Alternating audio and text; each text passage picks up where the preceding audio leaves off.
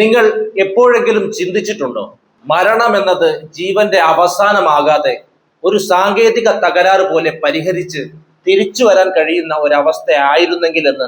വിദ്യുച്ഛക്തിയും ഇന്റർനെറ്റും കൃത്രിമ ബുദ്ധിയുമൊക്കെ പണ്ട് മനുഷ്യന് അവിശ്വസനീയമായ ഒരു സ്വപ്നം മാത്രമായിരുന്നെങ്കിൽ, ഇന്ന് നമ്മൾ ജീവിക്കുന്നത് ആ അത്ഭുതങ്ങളുടെ നടുവിലാണ്. എങ്കിൽ നാളെ 10 വർഷങ്ങൾക്കോ 100 വർഷങ്ങൾക്കോ അല്ലെങ്കിൽ 1000 വർഷങ്ങൾക്കോ ശേഷം ശാസ്ത്രം വളർന്ന് മരണം എന്ന ഭയാനകമായ പ്രതിഭാസത്തെ തന്നെ പൂർണ്ണമായി കീഴടക്കിയേക്കാവുന്ന ഒരു കാലം വന്നാലോ? ശാസ്ത്രപരമായി മരിച്ചുപോയ ഒരു വ്യക്തിയെ അല്ലെങ്കിൽ ഇന്നത്തെ വൈദ്യശാസ്ത്രത്തിന് ചികിത്സിച്ച് ഭേദമാക്കാൻ കഴിയാത്ത രോഗമുള്ള ഒരാളെ ഒരു ദീർഘകാല തണുത്തുറഞ്ഞ ഉറക്കത്തിലേക്ക് അയച്ച് ഭാവിയിലെ വികസിതമായ വൈദ്യശാസ്ത്രത്തിന്റെയും കൃത്രിമ ബുദ്ധിയുടെയും സഹായത്തോടെ വീണ്ടും ജീവനിലേക്ക് തിരിച്ചു കൊണ്ടുവരാൻ സാധിച്ചാലോ? കേൾക്കുമ്പോൾ തന്നെ ഏതെങ്കിലും ഒരു ഹോളിവുഡ് സിനിമയുടെ പ്ലോട്ട് പോലെ തോന്നും. എന്നാൽ ഇത് വെറും ഒരു സിനിമാ കഥയല്ല. ശാസ്ത്ര ലോകത്തെ ഏറ്റവും ആവേശകരവും അതേസമയം ഏറെ വിവാദപരവുമായ ഒരു മേഖലയെക്കുറിച്ചാണ് നമ്മൾ ഇന്ന് സംസാരിക്കുന്നത്. അതാണ് ക്രയോണിക്സ്. മരണത്തെ മരവിപ്പിച്ചു നിർത്തി ഒരു പുതിയ ഭാവിയിലേക്ക് ഉണരാൻ കൊതിക്കുന്ന മനുഷ്യന്റെ വിപ്ലവകരമായ സ്വപ്നം. എന്താണ് യഥാർത്ഥത്തിൽ ഈ ക്രയോണിക്സ് എന്ന് നമ്മൾ ആഴത്തിൽ പരിശോധിക്കേണ്ടതുണ്ട്. ലളിതമായി പറഞ്ഞാൽ, നിലവിലെ വൈദ്യശാസ്ത്രത്തിന് ചികിത്സിക്കാൻ കഴിയാത്ത രോഗങ്ങൾ ബാധിച്ച് മരണത്തിന് കീഴടങ്ങുന്ന വ്യക്തികളുടെ ശരീരത്തെയോ അല്ലെങ്കിൽ അവരുടെ തലച്ചോറിനെയോ മാത്രം വളരെ താഴ്ന്ന ഊഷ്മാവിൽ, അതായത് -169°C ഭദ്രമായി സൂക്ഷിക്കുന്ന സാങ്കേതിക വിദ്യയാണ് ക്രയോണിക്സ്. ഭാവിയിൽ സങ്കീർണമായ രോഗങ്ങളെ പോലും വളരെ എളുപ്പത്തിൽ ചികിത്സിച്ച് ഭേദമാക്കാനും തളർന്നുപോയ കോശങ്ങൾക്ക് ജീവൻ നൽകാനും പോകുന്ന ശാസ്ത്ര സാങ്കേതിക വിദ്യ വികസിക്കുമെന്ന ഉറച്ച വിശ്വാസത്തിലാണ് ആളുകൾ ഈ രീതി തെരഞ്ഞെടുക്കുന്നത്. ഇവിടെ മരണം എന്നത് ഒരു മടക്കമില്ലാത്ത യാത്രയല്ല, മറിച്ച് സാങ്കേതിക വിദ്യയുടെ സഹായത്തോടെ താൽക്കാലികമായി നിർത്തിവെച്ചിരിക്കുന്ന ഒരവസ്ഥ മാത്രമായി മാറുകയാണ് ചെയ്യുന്നത്. ഈ പ്രക്രിയ എങ്ങനെയാണ് പ്രവർത്തിക്കുന്നത് എന്ന് പരിശോധിച്ചാൽ ശാസ്ത്രത്തിന്റെയും സാങ്കേതിക വിദ്യയുടെയും വിസ്മയിപ്പിക്കുന്ന ഒരു ചിത്രം നമുക്ക് മുന്നിൽ തെളിയും. ഒരാൾക്ക് വൈദ്യശാസ്ത്രപരമായി മരണം സംഭവിച്ചു എന്ന് സ്ഥിരീകരിച്ചാൽ, അതായത് ലീഗൽ ഡെത്ത് പ്രഖ്യാപിക്കപ്പെട്ടാൽ, ഒരു നിമിഷം പോലും പാഴാക്കാതെ ഈ പ്രക്രിയ ആരംഭിക്കേണ്ടതുണ്ട്. കാരണം ഹൃദയമിടിപ്പ് നിലച്ച് മരണം നടന്ന് മിനിറ്റുകൾക്കകം ശരീരത്തിലെ കോശങ്ങൾക്ക് ഓക്സിജൻ ലഭിക്കാതെ കേടുപാടുകൾ സംഭവിക്കാൻ തുടങ്ങും. പ്രത്യേകിച്ച് നമ്മുടെ ചിന്തകളെയും ഓർമ്മകളെയും പേഴ്സണാലിറ്റിയെയും നിയന്ത്രിക്കുന്ന തലച്ചോറിലെ കോശങ്ങൾക്ക്. അതിനാൽ മരണം സ്ഥിരീകരിച്ച ഉടൻ തന്നെ മൃതദേഹത്തിന് കൃത്രിമ ശ്വസനവും രക്തചംക്രമണവും നൽകി കോശങ്ങളെ താൽക്കാലികമായി സംരക്ഷിക്കുകയും ശരീരത്തിന്റെ താപനില അതിവേഗം കുറയ്ക്കാൻ തുടങ്ങുകയും ചെയ്യുന്നു. എന്നാൽ ഇവിടെ ഏറ്റവും വലിയ ശാസ്ത്രീയ വെല്ലുവിളി എന്തെന്നാൽ, ശരീരത്തെ വെറുതെ തണുപ്പിക്കുമ്പോൾ രക്തത്തിലും കോശങ്ങളിലുമുള്ള വെള്ളം ഐസ് ക്രിസ്റ്റലുകളായി മാറി കൂർത്ത സൂചികൾ പോലെ കോശഭിത്തികളെ കുത്തിത്തുളച്ച് തകർത്ത് കളയുമെന്നതാണ്.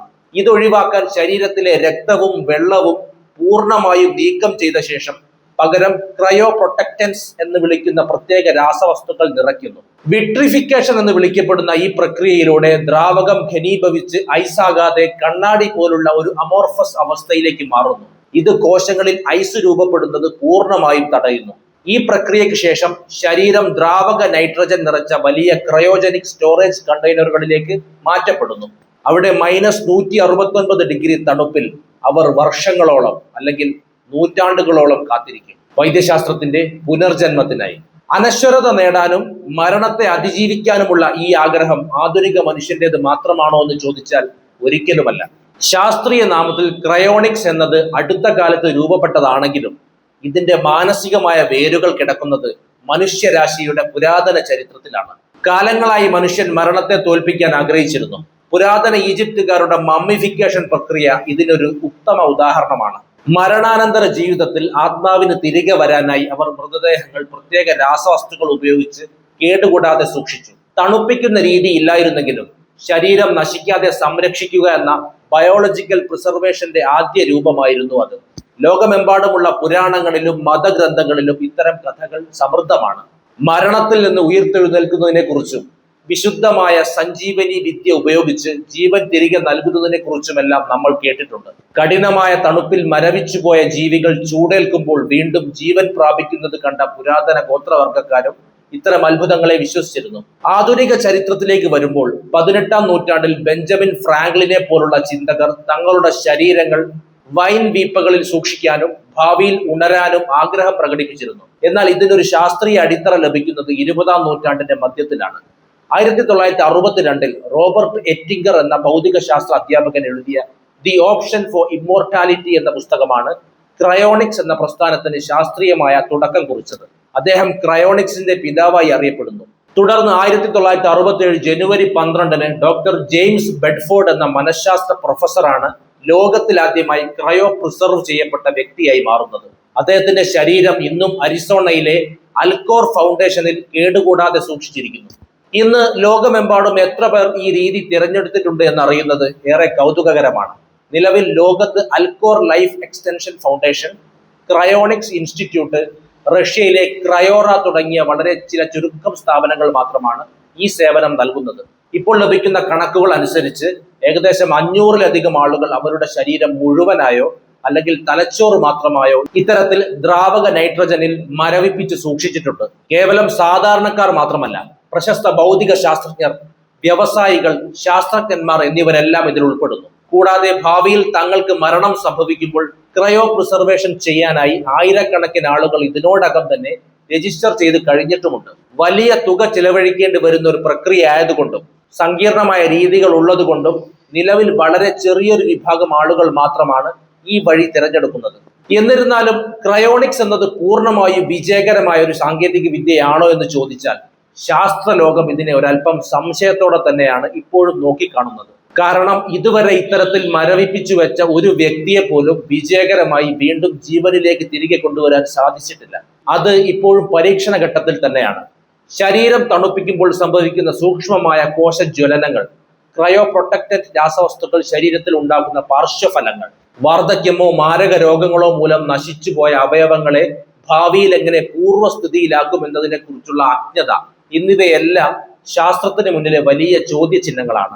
ശാസ്ത്രീയമായ വെല്ലുവിളികൾക്കൊപ്പം തന്നെ വലിയ ധാർമ്മിക, സാമൂഹിക, നിയമപരമായ ചോദ്യങ്ങളും ക്രയോണിക്സ് ഉയർത്തുന്നുണ്ട്. നൂറ്റാണ്ടുകൾക്ക് ശേഷം ഒരാൾ ഉണർന്നു വരുമ്പോൾ അയാളുടെ സ്വത്തുക്കളും നിയമപരമായ അവകാശങ്ങളും എന്തായിരിക്കും? അയാളുടെ ബന്ധുക്കളും പ്രിയപ്പെട്ടവരും ഇല്ലാത്ത ഒരു പുതിയ ലോകത്ത് അത്തരം ആളുകൾ നേരിടേണ്ടി വരുന്ന മാനസിക ആഘാതങ്ങൾ എന്തൊക്കെയായിരിക്കും?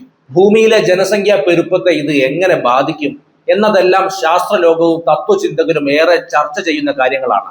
ഇനി നമ്മൾ ചിന്തിക്കേണ്ടത് ഏറ്റവും പ്രധാനപ്പെട്ട ഒരു കാര്യത്തെക്കുറിച്ചാണ്. അതാണ് ക്രയോണിക്സിന്റെ വരും കാലവും നാളെയുടെ ശാസ്ത്രവും. വരാനിരിക്കുന്ന കാലഘട്ടങ്ങളിൽ ക്രയോണിക്സ് വെറും ഒരു മരവിപ്പിക്കൽ പ്രക്രിയ മാത്രമായി നിൽക്കില്ല, മറിച്ച് അത് അത്യാധുനിക സാങ്കേതിക വിദ്യകളുടെ ഒരു സംഗമ ഭൂമിയായി മാറും. ഇതിൽ ഏറ്റവും പ്രധാനം മോളിക്യുലർ നാനോ ടെക്നോളജിയാണ്. ഭാവിയുടെ വൈദ്യശാസ്ത്രത്തിൽ കോടിക്കണക്കിന് മൈക്രോസ്കോപ്പിക് നാനോ ബോട്ടുകൾ രക്തധമനികളിലൂടെ സഞ്ചരിച്ച് മരവിപ്പിക്കൽ സമയത്ത് കോശങ്ങൾക്കുണ്ടായ കേടുപാടുകൾ അണുക്കളുടെ അളവിൽ തന്മാത്രാ തലത്തിൽ വെച്ച് സ്വയം നന്നാക്കാൻ പ്രാപ്തമാകും.